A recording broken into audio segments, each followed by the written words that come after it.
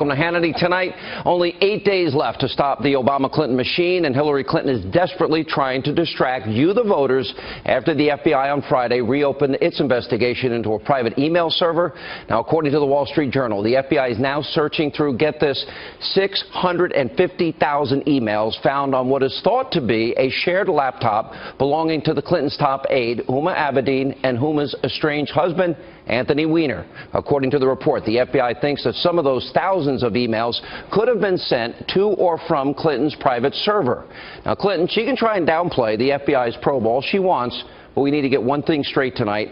Everything that is happening, everything that's going to happen, this is Hillary's fault. It's nobody else's fault here. She's now involved in going full Ken Starr on poor James Comey. She can blame him or Huma Abedin or Anthony Weiner or, of course, the vast right-wing conspiracy of congressional Republicans, all that she wants. But Hillary can only blame herself and her own poor judgment. And Clinton is the one who ultimately decided to use that private server to conduct official government business. She's the one who could have exposed American national security secrets to those that do not wish ill to America and the American people. She's the one who didn't know that a C marking meant that something's classified. She thought it was alphabetical, except they were missing an A, a B, a D, and an X, and a Y, and a Z. She's the one, according to the Daily Caller, didn't complete the necessary State Department training on how to handle classified information. She's the one who told the FBI during a 3.5-hour interview when she was not under oath she couldn't recall or remember 39 times. And she even appeared to blame her concussion at one point. And she's the person who decided to lie after it was discovered what she had done. Hillary Clinton has had plenty of opportunities to tell the truth to you, the American people. She's refused to do so. Take a look at the many times she has changed her story. By the way, this is something the mainstream media is not playing for you. Watch. The laws and regulations in effect when I was Secretary of State allowed me to use my email for work. That is undisputed. It clearly wasn't the best choice, and I take responsibility for that decision. I thought it would be easier to carry just one device for my work and for my personal emails instead of two. iPhone or Android? iPhone. Okay, in full disclosure, BlackBerry. and a BlackBerry. I have an iPad, a mini iPad, an iPhone, and a BlackBerry. I believe I have met all of my responsibilities, and the server will remain private. In order to be as cooperative as possible, we have turned over the server. They can do whatever they want to with the server. I am confident that I never sent nor received any information that was classified at the time it was sent and received.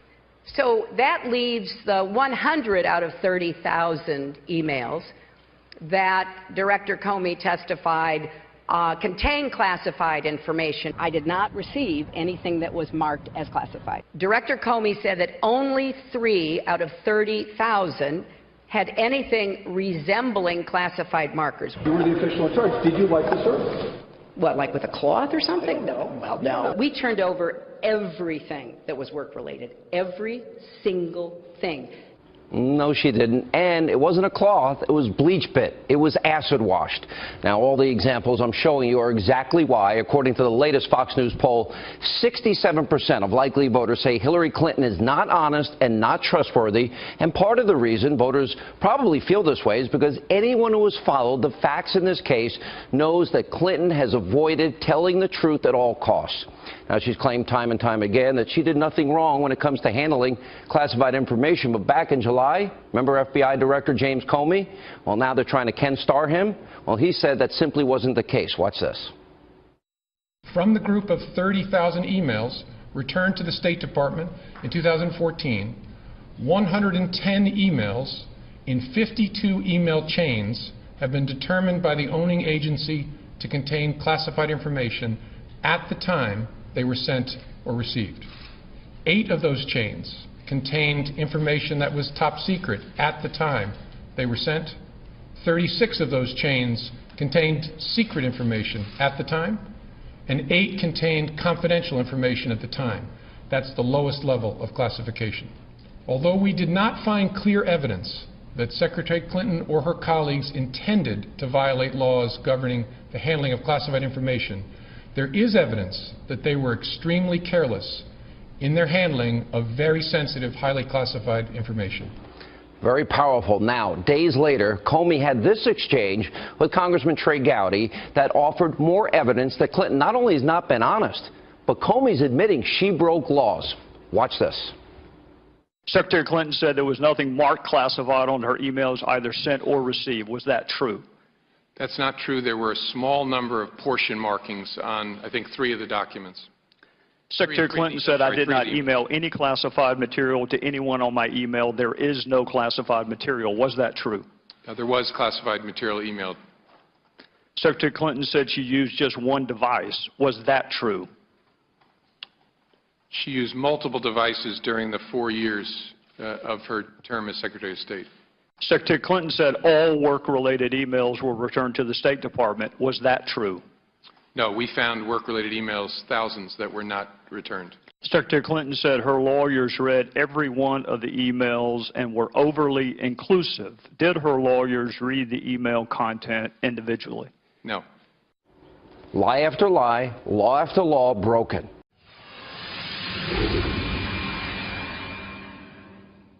Hello, I'm Lauren Green, and you are in the Strategy Room. We are officially now in the final full week until Election Day on November 8th, and Democratic presidential nominee Hillary Clinton is at the center of yet another scandal involving deleted emails that were uncovered over the weekend on former Congressman Anthony Weiner's laptop, which was shared with wife and longtime Clinton aide Huma Abedin.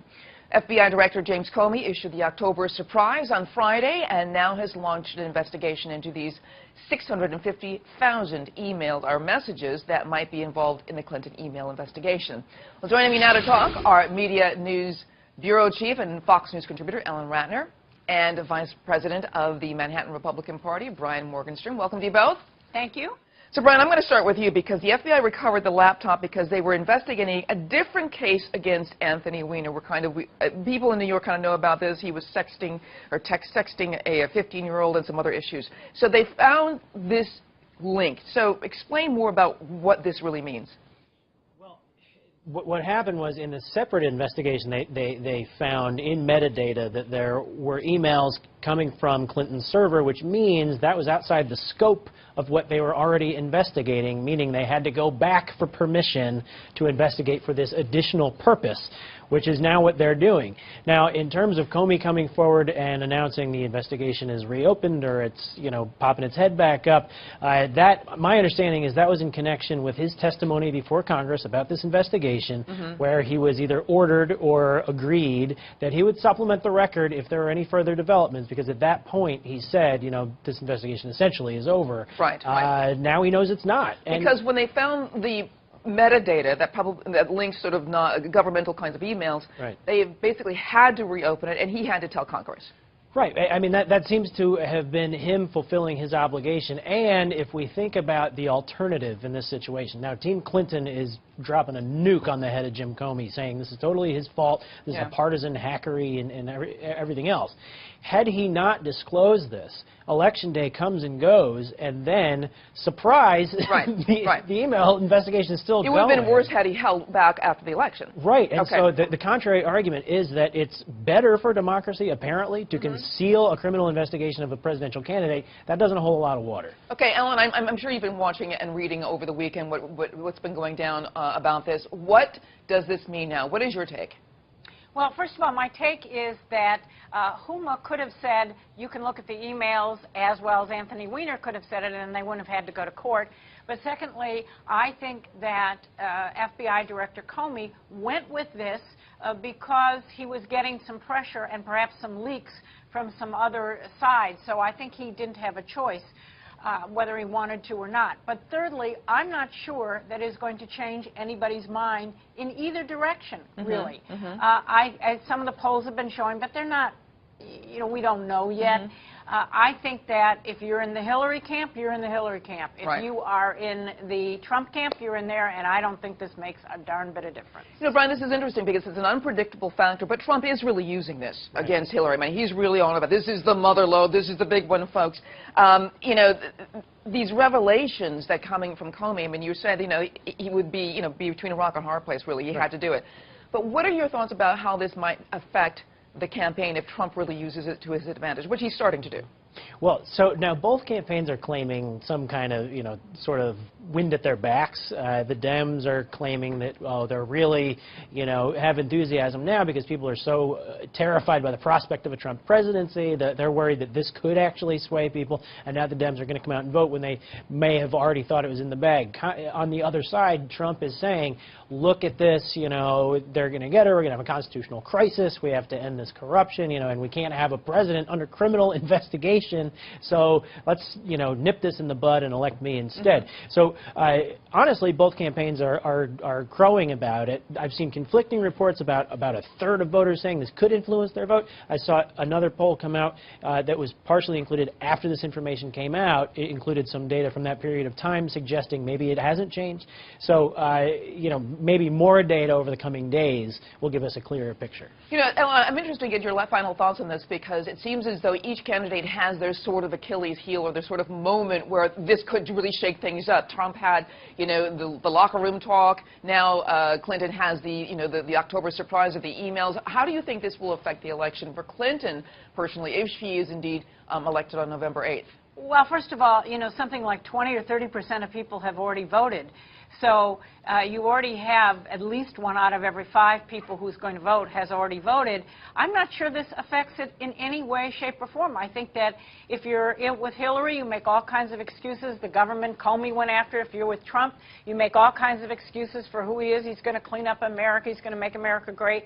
I just don't see it affecting the election. All right. I want to thank you so much, Ellen and Brian, for being here. Thank you. Thank you.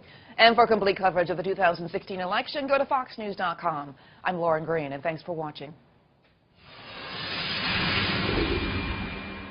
Back in the book segment tonight, Waters World on Saturday, Key West, Florida, held its annual Fantasy Fest, which is a 10-day festival designed to get people to go to Key West. Theme this year, political voodoo and ballot box barbarians. Waters went down there.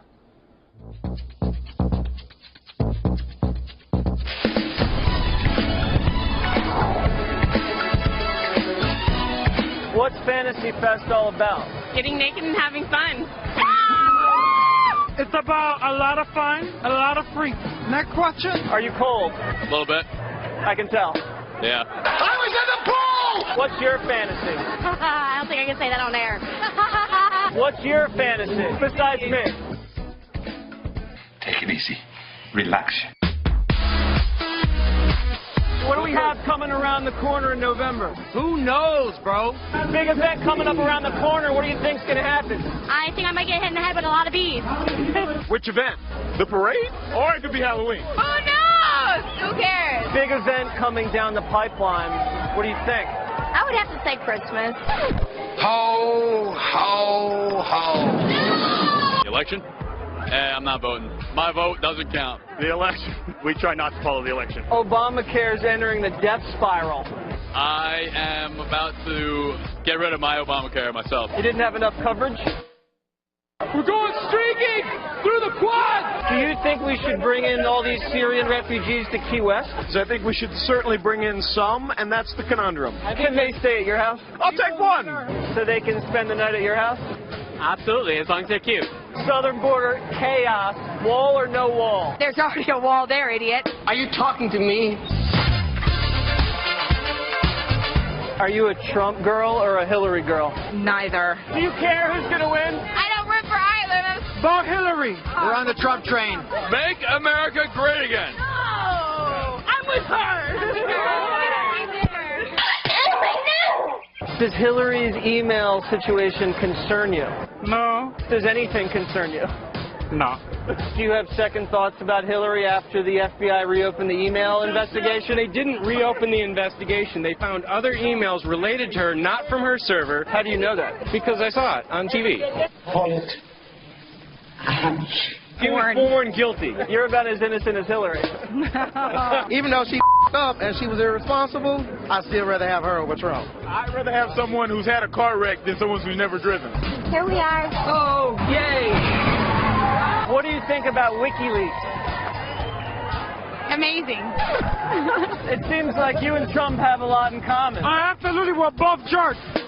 Look what you did, you little jerk. Can I hold your staff? Yeah. Big staff. Okie dokie. You're a fan of The Factor? We all big time, and you. You know who I am, right? Absolutely. Tom Waters. Tom Waters. Tom Waters. And this is your world. And this is my world. Yeah. Ooh. God, you're a sick man.